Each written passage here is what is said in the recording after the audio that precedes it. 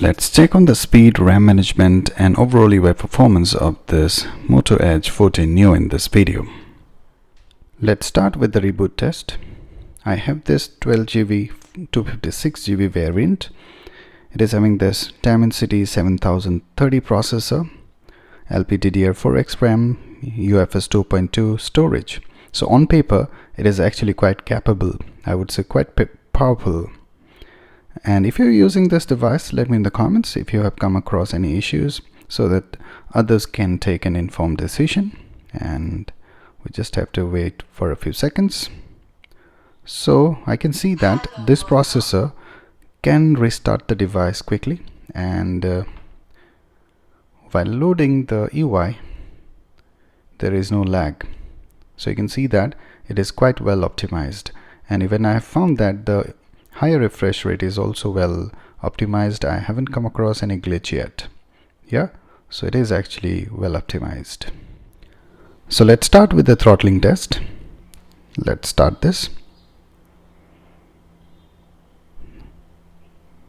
So no dark or reddish yellow shades in the beginning, so it is a good start.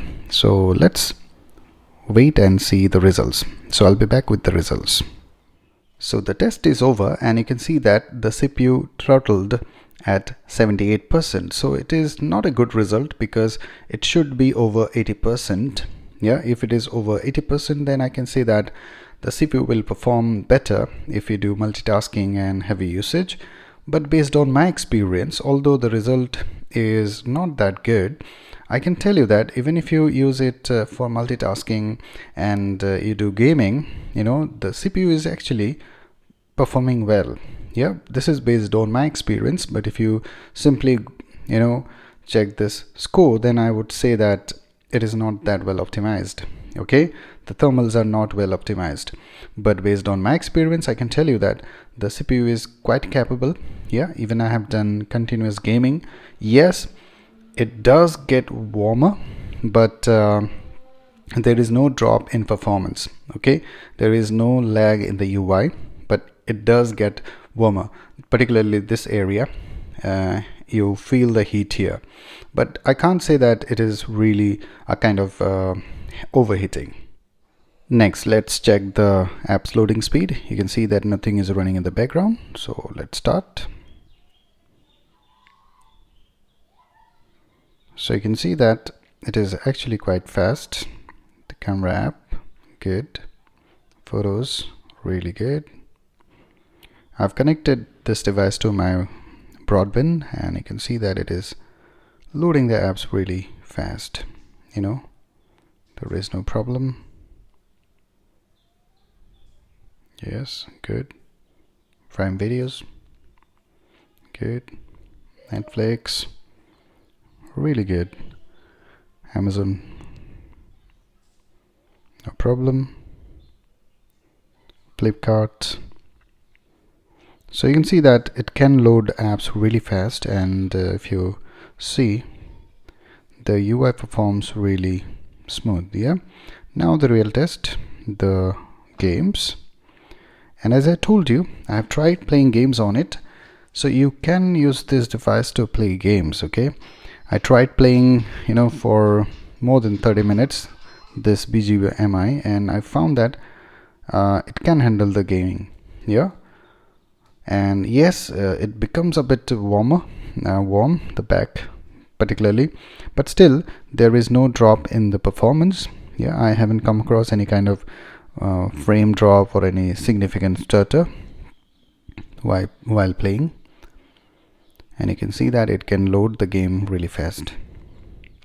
And if you're using this device, do share your experience. You can see that it can load game really fast. Now let's check whether it can hold the apps in the memory. And it's not like that, if the phone can hold the games or apps in the memory, that's a good sign. It is actually the overall UI performance while using. If you have seamless operations, then it is performing good, because normally we don't open these many apps while doing our day-to-day task, right? Still, let's see, still in the memory, And as I told you, this one is the 12 GB variant, so RAM management should not be a problem here. So you can see that it can hold the apps in the memory for long, no problem. Yep. And now let's check this one as well, the Chrome app. Here I had opened this window and it is still in the memory, no problem. Yeah, now the games still in the memory, this one as well. So RAM management is not an issue here according to me. So in terms of performance, I'm really happy with this one, and this Dimensity 7030 processor is actually quite capable. It can record 4K videos without any problem. It can play 4K videos on YouTube without any frame drop. So I must say that this processor is actually a really good one, and Moto, they have done a good job here because they have offered this package under 25,000. You have 4K recording capabilities, both the front camera and the rear camera. The overall UI is performing well. The high refresh rate is well optimized. You can do gaming on it. Yeah, and there is no, I can't say that it is having any kind of overheating. The back, it does heat up a bit, but if you do multitasking, continuous gaming, only then it happens. Otherwise it doesn't have any issue. Okay. And in terms of connectivity, it has all the 14 5G bands, necessary bands are there. So connectivity is not an issue. It comes with all the necessary, sensors as well. NFC is also there. So connectivity is really good. Call reception, no problem here. And the UI is performing really well. Okay. So I have only two concerns here. Yeah. One is it doesn't have any headphone jack. Next one is the camera performance. The video recording is really good, but the still images, they are not that impressive. So only these two things are there. Otherwise, it's a really an ideal, device under 25,000 because the display is good, yeah, and the sound output is amazing. The cameras are average and the video recording is good, but the still images are not that good, and overall performance is good. Yeah, for your day-to-day task, you won't have any problem. Even if you do some kind of gaming, then you can use it.